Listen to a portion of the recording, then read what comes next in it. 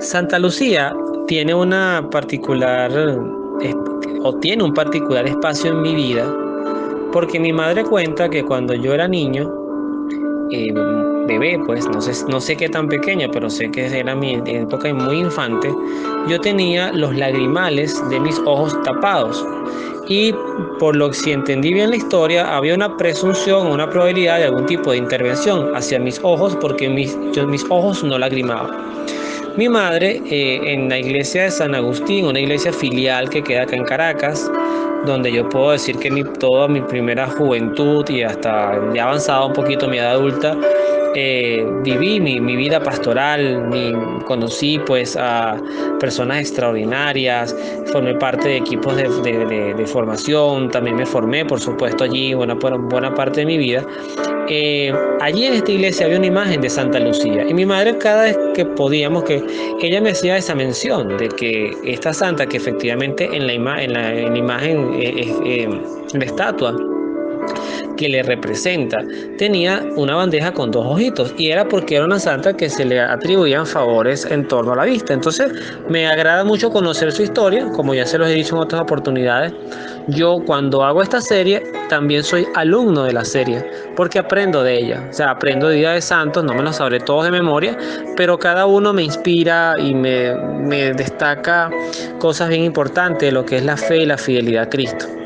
Hay un punto importante que casi al final de la historia, y es cuando la historia se convierte en leyenda, porque pasan muchos tiempos y se le empiezan a atribuir cosas que, bueno, parecieran imposibles, pero no lo son.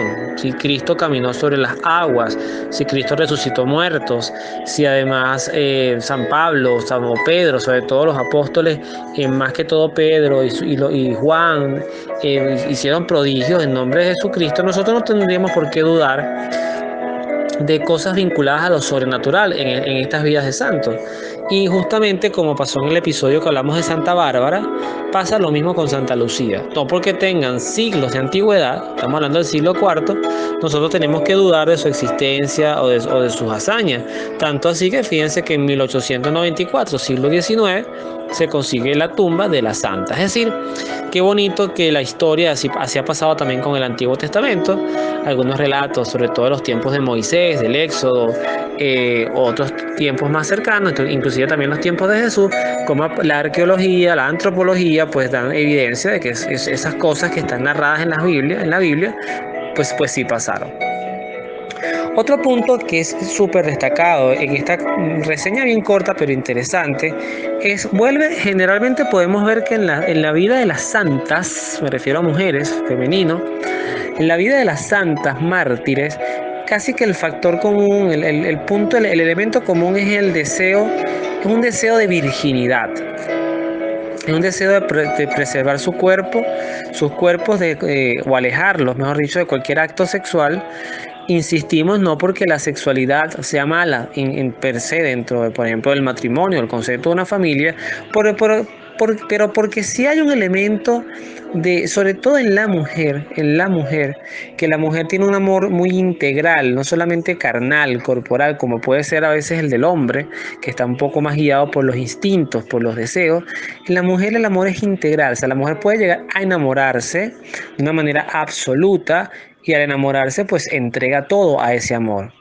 Eso puede explicar por qué el llegar a amar a Cristo de una manera tan sublime, tan de éxtasis, pues no permite en estas mujeres en lo particular ese deseo, o sea, no hay esa atracción por tener un esposo, porque es que no es que yo amo a Cristo en espíritu, pero a mi esposo en la carne, sino que estas mujeres, y lo destaco como una virtud, no como un patrón de vida común, estas son vidas heroicas, pero estas mujeres viven una virginidad porque la desean vivir, no porque se las imponga la iglesia. Y esto también es bueno leerlo entre líneas, porque yo creo que parte de lo que tiene que ver con el celibato sacerdotal, la vida consagrada, en estos tiempos era como más sencillo verlo porque eran castidades voluntarias o virginidades, porque una cosa es la virginidad y otra cosa es la castidad. La castidad, yo por lo menos siempre lo hablo así, la castidad puede empezar en cualquier momento de tu vida, así hayas tenido ya experiencias sexuales. variadas o con una sola persona, pero puede empezar como María Magdalena, por ejemplo, a quien se le atribuye pecado de la carne, pero María Magdalena a partir de un momento pasa una vida de castidad, es decir, yo a partir de este momento ya yo no vuelvo a tener relaciones sexuales. La virginidad es más pura todavía porque la virginidad sí preserva el cuerpo inclusive del primer acto sexual. Ese don, ese regalo que la mujer le quiere hacer con su cuerpo a Dios, lo que quiero destacar es que en esta, si ustedes han leído un poquito algunos capítulos, nunca es una virginidad impuesta, sino propuesta. O sea, ellas mismas hacen sus votos. Fíjense que el de Santa Lucía fue hasta en silencio. Y de María Santísima también se dice en estas revelaciones místicas que María había hecho un voto de castidad. Y es muy probable que así lo sea, porque en esta santa vemos reflejo muy cercano a lo que es María, ¿no? Por supuesto, María es mucho más perfecta en santidad, pero aún así esta virtud de la virginidad es importante. Y lo otro es la amenaza que le hace este procurador sobre el tema de llevarla a un prostíbulo, ¿no? El sadismo del ser humano es terrible, es como lo que se cuenta con los nazis cuando, por ejemplo, algunos judíos les hacían negar su fe y le decían que si negaban su fe ellos los liberaban, y entonces que cuando el judío negaba su fe después lo mataban. Entonces era como una doble tortura, sobre todo también para quienes veían aquello, porque además es que te estoy negando a mi Dios, pues me matas, ¿no? O sea, ya era que me matas, ¿para dónde iré? Podría decir uno. O sea, sobre todo para el que ve, me explico, para el que ve, dice, wow, este negó su fe y ahora se fue al infierno y además fue asesinado igual. Y eso también pasaba con nosotros los católicos, los cristianos, sobre todo en la iglesia, cuando el tema del suicidio era tan duramente juzgado que a la persona ni siquiera se le hacía una exequia, sino que el suicida para el infierno de uno, ¿no? Es aquí, y fíjense que, mire, hay que ser es bien importante la figura de la mujer en la historia, en la Biblia, en la historia de la iglesia. La mujer como mujer, no la mujer ocupando cargos masculinos, ni el hombre ocupando cargos femeninos. No se trata de cargos, no se trata de quién da más, sino se trata de cómo la mujer siendo mujer, con sus grandes dotes y además con un poder, un liderazgo que tiene natural, una capacidad de ser multitarea, de tener un cerebro interconectado, que sin duda la mujer es mucho más inteligente en muchos aspectos que el hombre. En casi todos, pudiéramos decir, nos superan, pero no por ello la mujer tiene que masculinizarse, ¿no? Y destaco esto porque de Santo Tomás de Aquino se dice, como dice el texto, es el teólogo más importante de nuestra fe católica, y eso es cierto.